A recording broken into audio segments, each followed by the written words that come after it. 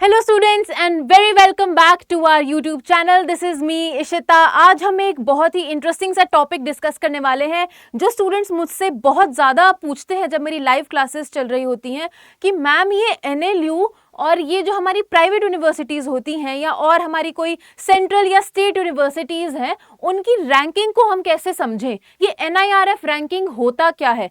तो मेरे पीछे जैसा कि आप देख सकते हो हम आज डिस्कस करने वाले हैं reality behind ranking of NLUs and other private colleges. अभी आपको फर्क पता चल जाएगा कि जब आप अपने क्लैट PG एग्जाम देके या कोई और अपना PG का एग्जाम देके अब जब आपकी लॉ खत्म हो जाती है तो उसके बाद आप किस बेसिस पर अपना कॉलेज चूज कर सकते हो, क्योंकि NIRF रैंकिंग जो होती है वो है नेशनल इंस्टीट्यूशनल रैंकिंग फ्रेमवर्क। इस फ्रेमवर्क के अंदर हमारी गवर्नमेंट सारे कॉलेजेस यूनिवर्सिटीज की रैंकिंग देती है 1 2 3 4 ऐसे करके।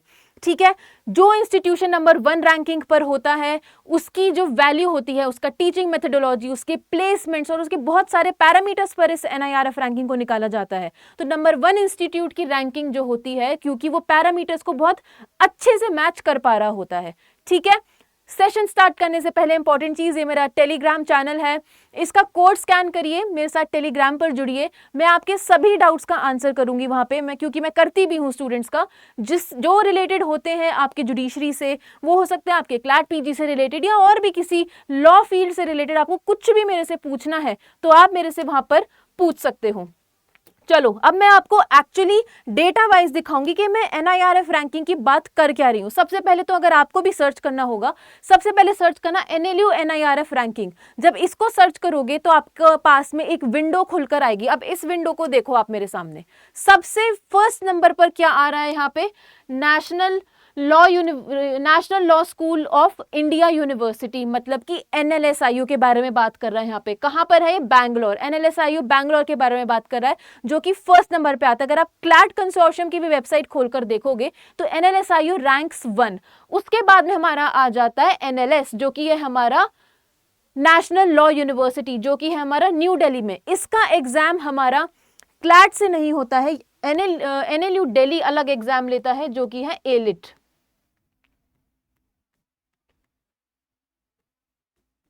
एलिट का एग्जाम NLU दिल्ली कंडक्ट करवाता है, उसी के थ्रू उसके एडमिशंस होते हैं, UG के भी और PG के भी। फिर उसके बाद में हमारी यूनिवर्सिटी आ जाती है नालसार, जो कि है हैदराबाद में। ठीक है, ऐसे कर करके ही सारी यूनिवर्सिटीज की हमें यहाँ पर रैंकिंग दी गई। आप नीचे देखते जाओगे, वेस्ट बंगाल नेशनल यूनिवर्सिटी के बारे में बात हो रही है, सिम्बोयसिस लॉ स्कूल के बारे में बात हो रही है। अब मैंने बोला था ना NLU का कंपैरिजन मैं करने वाली हूँ प्राइवेट यूनिवर्सिटी से, और सिम्बोयसिस यहाँ पे एक प्राइवेट यूनिवर्सिटी है, तब भी वो NIRF रैंकिंग में कौन से नंबर पर आ रही है, देखो जरा, 5th नंबर पर आ रही है। ठीक है, सिम्बोयसिस इज एट नंबर 5। तो इसका मतलब ये नहीं होता है कि क्लैट की वेबसाइट, क्लैट कंसोर्शियम की वेबसाइट खोलते ही जो नंबर 1 से सारे उन्होंने NLUs लिस्ट कर दिए वो ही हमारे NIRF में नंबर 1 से स्टार्ट हो जाएंगे, ऐसा नहीं होता है।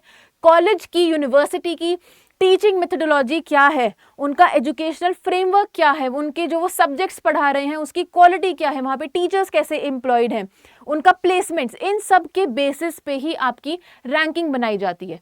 ठीक है, देखो जरा यहाँ पे क्या क्या यूनिवर्सिटीज दे रखी है, जामिया दे रखी है। अब जामिया का अलग एग्जाम होता है। ठीक है, Indian institute of technology IIT Kharagpur, ठीक है, IIT KGP का भी एग्जाम होता है। IIT KGP का अलग एग्जाम होता है, वो क्लैट या एलिट के थ्रू नहीं लेते हैं। ठीक है, फिर उसके बाद में GNLU आ गया आपका, गुजरात नेशनल लॉ यूनिवर्सिटी। फिर उसके बाद में आ गया शिक्षा ओ अनुसंधान, ये उड़ीसा की यूनिवर्सिटी है, भुवनेश्वर में है, ये उड़ीसा में है। फिर उसके बाद Baba Saheb Bhimrao Ambedkar university, Kalinga institute of industrial technology, और ऐसे ही करके यहाँ पे 40 यूनिवर्सिटीज के नाम दे रखे हैं जो लॉ पढ़ाती हैं, और उनकी ये रैंकिंग है। देखो पीछे आप सारी रैंकिंग को अपने सामने देख सकते हो, मैं स्क्रॉल डाउन कर रही हूँ।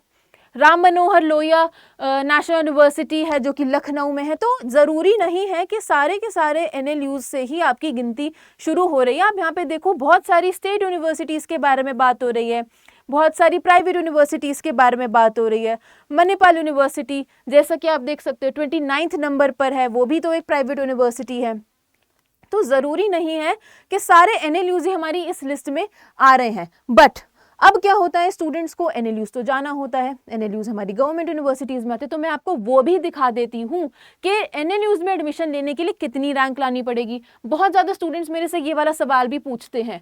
सबसे पहले तो आप देखो कि ये है प्रोविजनल अलॉटमेंट लिस्ट और ये हमारी क्लैट की लिस्ट भी है। मैं आपको क्लैट की वेबसाइट पर जाके, आप ऐसे क्लैट कंसोर्शियम की वेबसाइट जब खोलोगे तो उस पर आप जाओगे, यहाँ पे देखोगे सारे एनएलयूज आ रहे हैं और यहाँ पे अगर आप क्लिक करोगे पार्टिसिपेटिंग यूनिवर्सिटीज तो आपके सामने रैंक वाइज जो क्लैट कंसोर्शियम ने रैंक दे रखी है उसके अकॉर्डिंग सारी लिस्ट आ जाएगी। अब देखो जरा, NLS Bangalore, NALSAR Hyderabad, NLIU Bhopal, West Bengal national university, NLU Jodhpur, NLU Raipur, Gandhinagar national university, Gandhinagar national university का दूसरा कैंपस जो है वो सिलवासा में है, फिर आरएमएनएलयू, आरजीएनयूएल, पटना में भी नेशनल यूनिवर्सिटी है, नुआल्स Kochi, NLU Odisha, NUSRL, NLU Assam, ये सारी यूनिवर्सिटीज़ आप देखो, ये हमारी नेशनल यूनिवर्सिटीज़ हैं। अब ये जो लिस्ट है ना, ये क्लैट कंसोर्शियम के अकॉर्डिंग है।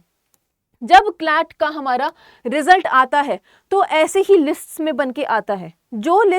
जो रैंकिंग 1 से लेके 100 तक बच्चे होते हैं उनका नाम आता है हमारा एनएलएसआईयू बैंगलोर की लिस्ट में। मैं आपको दिखा भी देती हूँ। फर्स्ट प्रोविजनल अलॉटमेंट लिस्ट देखो जरा, यहाँ पे पीजी के बारे में बात कर रही हूँ, यहाँ पे क्लैट पीजी के बारे में, ठीक है। यहाँ पर देखो, सबसे पहले हम एनएलयू बैंगलोर का खोल के देखते हैं कि फर्स्ट में वो किसको ले रहे हैं। All India rank 9। अब इसका मतलब मैं आपको एक चीज समझाऊं, जो बच्चे अपनी प्रेफरेंस लिस्ट फिल करते हैं ना, जब हम क्लैट का फॉर्म भरते हैं तो हमें प्रेफरेंस लिस्ट फिल करनी पड़ती है। मैं इसके ऊपर भी आपकी एक वीडियो बना दूंगी कि प्रेफरेंस लिस्ट को कैसे फिल करा जाए, ठीक है।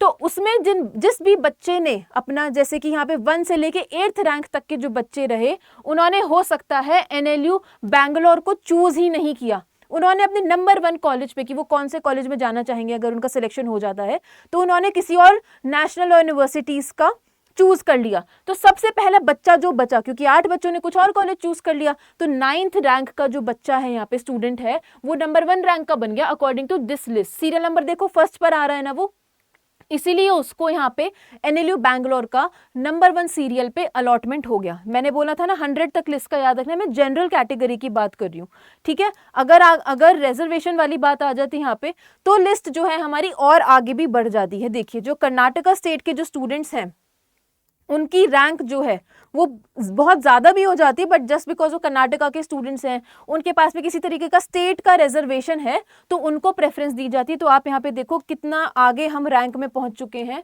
ये सभी स्टूडेंट्स के पास में काउंसलिंग कॉल आया होगा, ठीक है। ये सब स्टूडेंट्स एलिजिबल हैं एडमिशन लेने के। अब आप कहोगे कि इस स्टूडेंट ने अगर मना कर दिया कि मुझे नहीं जाना इस वाली यूनिवर्सिटी, तो इस स्टूडेंट के बाद में जो नेक्स्ट बच्चा होगा, मतलब कि 121st रैंक का जो यहाँ पे स्टूडेंट होगा, उसका नाम आ जाएगा ऊपर चढ़ के। ऐसे ही हमारी जो लिस्ट है, इसलिए जो हमारे एनएलयूज हैं वो 5 लिस्ट निकालते हैं अपनी एडमिशन के टाइम पे।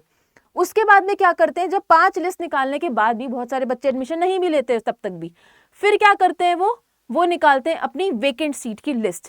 वेकेंट सीट की लिस्ट में क्या होती है, वो फाइनल एक तरीके की लिस्ट होती है जिसमें स्टेट यूनिवर्सिटीज जिसमें बच्चे इंडिविजुअल वेबसाइट पे जा जाके, एनएलयूज की इंडिविजुअल वेबसाइट्स पर जा जाके वो रजिस्टर करें अपने आप को और उन वेकेंट सीट्स को फिल करें और वो एनएलयूज में एडमिशन ले सकते हैं। द ओनली कंडीशन इज कि आपने क्लैट दिया होना चाहिए। समझ में आई ये वाली बात। पार्टिसिपेटिंग यूनिवर्सिटीज के बारे में हमने समझ लिया कि कौन कौन से कॉलेजेस क्लैट कंसोर्शियम के अंडर आते हैं। एक चीज आपने नोटिस करी होगी यहाँ पे कि एनएलयू दिल्ली का कहीं भी नाम नहीं है, क्योंकि एनएलयू दिल्ली है तो नेशनल यूनिवर्सिटी, बट वो अलग से एग्जाम करवाता है जो है एलेट एग्जाम हमारा, ठीक है। समझ गए। ये फर्स्ट प्रोविजनल लिस्ट के बारे में बात हो रही है। यहाँ पे एलएलएम प्रोग्राम की यहाँ पे सारी एनएलयूज की लिस्ट दे रखी है, उन सब की लिस्ट यहाँ पे आई होगी, ठीक है। और ये है हमारी क्लैट की वेबसाइट।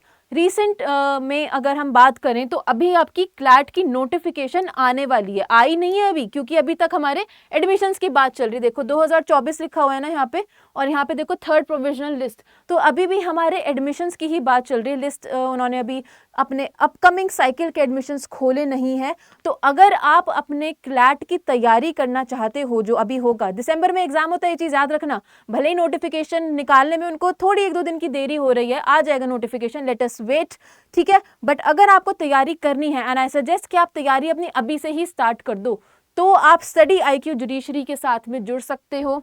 मेरे साथ जुड़ सकते हो, आप मुझसे डाउट्स अपने पूछ सकते हो। मेरे टेलीग्राम चैनल पर जाओ, वहाँ पे ज्वाइन करो और डाउट्स पूछो कि मैम कैसे हम एनएलयू में एडमिशन ले सकते हैं, क्योंकि मैं खुद भी एक एनएलयू ग्रेजुएट हूँ, तो मुझे सारी टिप्स एंड ट्रिक्स पता है कि कैसे पहुँचा जाता है नेशनल लॉ यूनिवर्सिटी में। ठीक है, तो that was it for this session. Thank you so much for being with me. Bye bye.